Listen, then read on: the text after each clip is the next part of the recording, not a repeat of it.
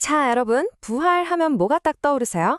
아마, 좀 막연하거나 아니면 나랑은 좀 먼 이야기처럼 느껴지실 수도 있을 것 같아요. 근데 오늘 기독교 신앙의 진짜 심장이라고 할 수 있는 이 부활을요, 우리가 한번 완전히 새로운 시각으로 파헤쳐보려고 합니다. 자, 그럼 우리 한번 진짜 근본적인 질문부터 시작해 볼까요? 기독교 신앙이 추구하는 궁극적인 목표, 그게 대체 뭘까요? 아마 이 질문을 들으시면 대부분 머릿속에 바로 스쳐 지나가는 그런 익숙한 대답 하나쯤 있으시죠? 네, 맞아요. 바로 죽어서 천국 가는 것. 아마 대부분 이걸 생각하셨을 거예요. 우리한테는 정말 너무나 익숙한 생각이죠. 그런데 말이죠. 만약에 이 생각이 기독교가 말하는 전체 그림이 아니라 아주 작은 조각에 불과하다면 어떨 것 같으세요? 오늘은 우리가 너무나 당연하게 받아들였던 바로 이 생각에 한번 제대로 태클을 걸어보려고 합니다.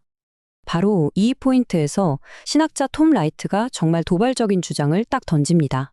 그게 뭐냐면 우리가 기독교적인 거라고 믿었던 천국과 부활에 대한 생각이 사실은 성경이 아니라 고대 그리스 철학자 플라톤한테서 온 거라는 거예요. 와, 이거 진짜 충격적이지 않나요? 만약 이게 사실이라면 우리는 기독교의 핵심을 거의 처음부터 다시 봐야 할지도 몰라요.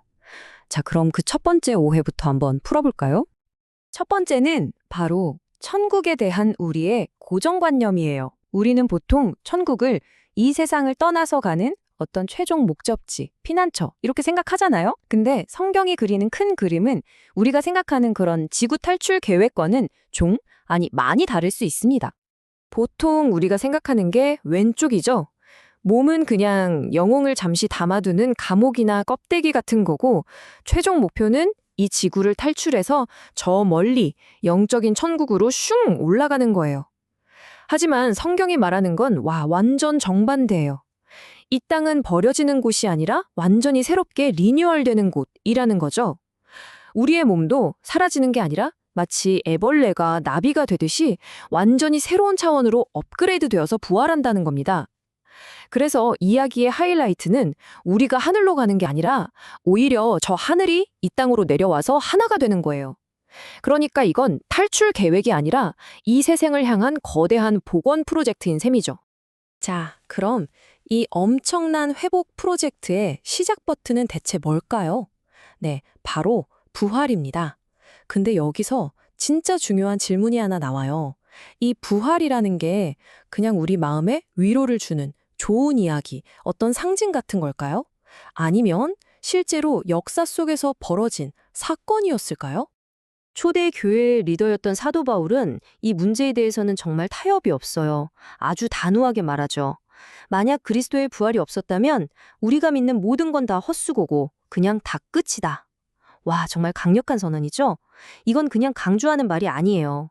부활이 그냥 좋은 이야기에 불과하다면 기독교라는 거대한 집 전체가 기초 공사도 안 된 건물처럼 와르르 무너져 내린다는 뜻입니다.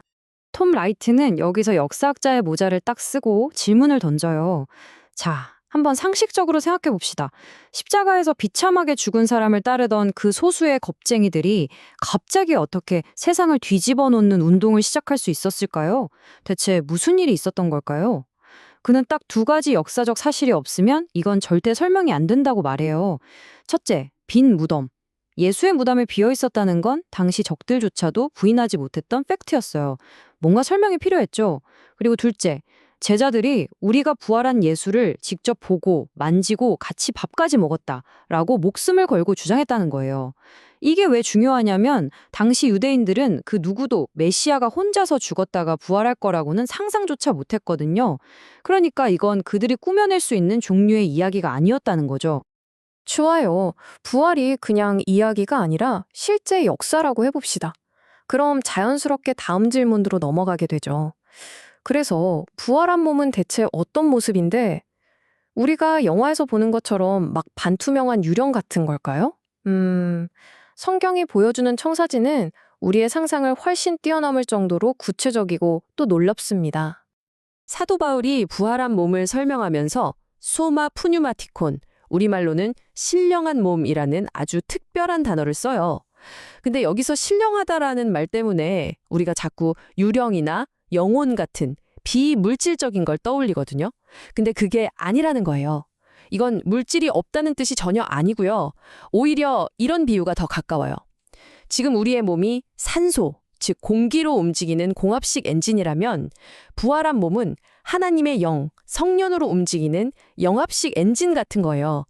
훨씬 더 강력하고 썩지 않는 완전히 새로운 차원의 물리적인 몸이라는 거죠. 바울은 이 개념을 설명하려고 아주 기가 막힌 비유를 하나 듭니다. 바로 첫 열매라는 비유예요. 이게 뭐냐면 예수님의 부활은 그냥 딱 한 번 일어난 특별한 이벤트가 아니라는 겁니다. 이건 마치 가을에 엄청난 수확을 알리는 가장 먼저 잘 익은 첫 번째 열매와 같다는 거죠. 우리가 첫 열매를 딱 맛보면 와, 올농사 대박이겠다 하고 전체 수확을 기대할 수 있잖아요.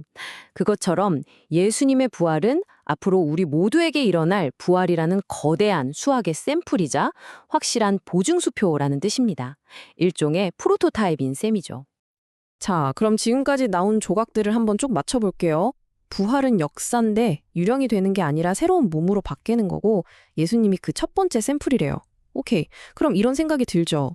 그래서 이게 그냥 나중에 나 개인이 잘 되는 그런 이야기인가?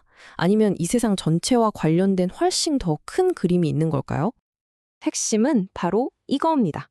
예수님의 부활은 그냥 옛날에 이런 좋은 일이 있었대 하고 끝나는 과거의 뉴스가 아니에요. 이건 하나님의 새로운 세상, 새 창조가 이미 시작됐고 승리는 확정됐다는 신호탄인 거죠. 미래가 이미 현재 속으로 훅 치고 들어온 거예요. 이걸 신학 용어로 이미 시작된 종말론이라고 부릅니다. 그래서 기독교 스토리의 엔딩 장면은 우리가 생각했던 거랑 완전히 반대 방향으로 흘러가요. 우리가 이 땅을 버리고 저 하늘로 가는 게 아니라 오히려 저 완전한 하늘이 이 땅으로 내려오는 겁니다. 그래서 깨지고 망가진 이 세상 모든 것이 회복되고 하늘과 땅이 마침내 하나가 되는 것. 이게 바로 성경이 그리는 진짜 피날레입니다. 정말 장엄하죠? 자, 여기까지 들으시면 아마 이런 생각이 드실 거예요. 아, 알겠습니다. 스케일도 크고 정말 멋진 이야기네요. 근데요, 그래서 이 거대한 우주 이야기가 오늘 회사에서 보고서 쓰고 집에서 애 보고 설거지하는 내 삶이란 대체 무슨 상관인데요? 바로 이겁니다. 이게 진짜 핵심 질문이죠. So what? 그래서 어쩌라고? 한번 생각해 보세요. 만약 이 세상이 그냥 어차피 없어질 곳, 철거 예정인 건물이라면 우리가 여기서 굳이 청소하고 예쁘게 꾸미고 노력할 필요가 있을까요? 없겠죠. 어차피 다 사라질 텐데요.